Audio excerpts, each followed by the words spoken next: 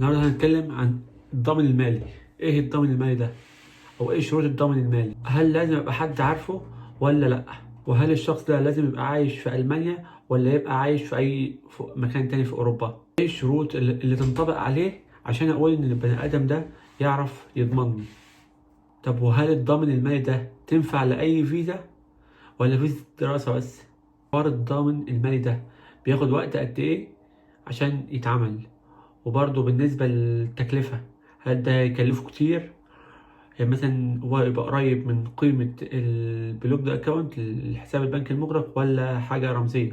وهل كمان الضامن المالي لازم يكون عايش معاك في نفس المدينة ولا لازم ولا ممكن يكون في مدينة تانية، وليكن انت جامعتك في ميونخ او هو مثلا عايش في آخن او العكس، فده ينفع ولا لا؟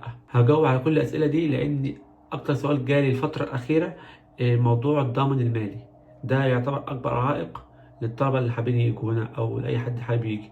فأنا هجاوب دلوقتي بكل التفصيل على كل سؤال أنا سألته دلوقتي. وأنا حاولت أجمع كل الأسئلة اللي اتسألت لي عن الضامن المالي، حاولت أجمع كل الأسئلة وهنجاوب على كل الأسئلة دي دلوقتي حالا معاكم.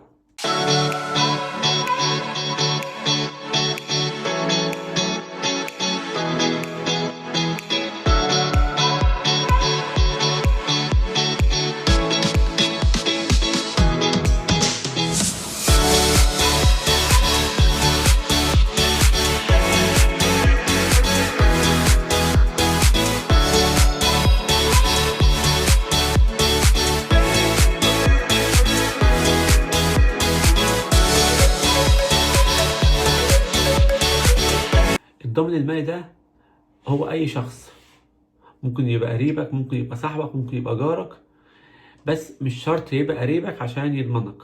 ده أول إجابة على سؤال. والشخص ده لازم يكون طبعا عايش في ألمانيا، مش في أي مكان تاني في أوروبا، لازم يكون عايش في ألمانيا. ودي إجابة برضو على سؤال تاني. والشخص اللي هيضمنك ده مش لازم يبقى ألماني، أي جنسية عادي، مصري، أي جنسية، مش شرط يبقى ألماني عشان يضمنك. المهم يكون شخص عايش في ألمانيا وبيشتغل وبيدفع ضرايبه، وبعد ما يدفع ضرايبه ان هو يقدر يكفلك.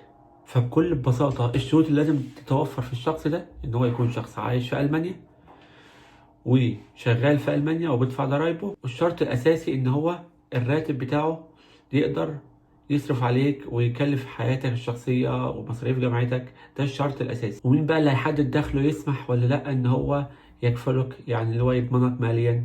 ده مكتب الأجانب هو اللي بيسمح او هو اللي بيعرف الحته دي. فهو بيروح مكتب الاجانب، بيعمل ورقه، بيمضي على ورقه كده. فهو اول حاجه بيروح الفينانس امت اللي هو مكتب الضرايب، بيجيب ورقه عشان يعرف الضرايب بتاعته قد ايه والدخل بتاعه قد ايه. بيجيب الورقه دي بقى وبعد كده بيقدمها لمكتب الاجانب، ومكتب الاجانب يشوف هل يعني يسمح ولا لا ان هو يضمنك. وانت مجرد ما لقيت شخص بالتفاصيل دي او بالمواصفات دي، هو كل اللي هيعمله ان هو هيروح لمكتب الاجانب، هيمضي على ورقة إن هو هيضمنك ماليا ودراسيا وتكاليف المعيشة والدراسة وكل ده. والورق ده كله يعني، والورقة دي مش هتكلف حاجات رمزية مثلا 20 يورو 30 يورو. ولو حصل ليك أي يعني ضرب مالي أو كده، هو المسؤول عنه قدام الدولة. فبالنسبة لتكلفة الورقة اللي هي حاجة رمزية 20 30 يورو، فده طبعا شيء لا يذكر بالنسبة للحساب البنكي دلوقتي اللي قيمته عدت 11,000 يورو و500. يعني تقريبا 11,000 يورو 500 يعني. طب سؤال بعد كده برضو جالي، هل الكفالة دي أو الضامن المالي ده ينفع لأي فيزا ولا فيزا دراسة بس؟ لا، أقول لك إن الكفالة أو الضامن المالي ده ينفع لأي فيزا مش فقط الدراسة. فالورقة دي بتاخد ورقة قد إيه؟ هي الورقة دي مش بتاخد يعني، ما بتاخدش وقت كتير. هو مجرد بس ما موظف مكتب الضرايب أو موظف مكتب الأجانب يراجع الورق ويعرف إن هو يسمح وكده، بيدوله الورقة وهو بيبعتها لك مصر. خلاص كده انت بتاخدها وبتروح بيها السفارة بتقدم بيها. ولما بتيجي هنا كمان برضو وبتحب تجدد الإقامة، برضو بتروح بنفس الورقة وكده. يعني انت وفرت الحساب البنكي المغلق تماما تماما. فالضمان المالي ده حاجة جامدة جدا. فاللي يلاقي ضمان مالي كده يبقى هو أخد أكتر من 70% من الطريق. أو سؤال تاني جالي برضو، هو الضامن المالي ده هيكفلني كام سنة؟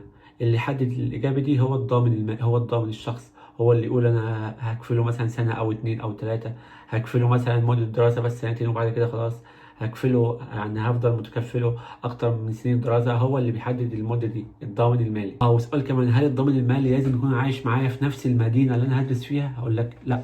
الضامن المالي ممكن يكون عايش في مدينه تانية وليكن في ميونخ وانت بتدرس في برلين، ده عادي جدا، مش لازم ومش شرط يكون عايش معاك في نفس المدينة. دي إجابة برضو على سؤال اتسألت لي كتير. تسألني سؤال، عندي قريبي عايش في هامبورج وأنا عاوز أدرس في برلين، هل ينفع ولا لأ؟ فدي الإجابة على السؤال ده. فكده أعتقد يبقى أنا جاوبت على كل الأسئلة اللي تخص الضامن المالي أو اللي هو البديل البرود أكاونت.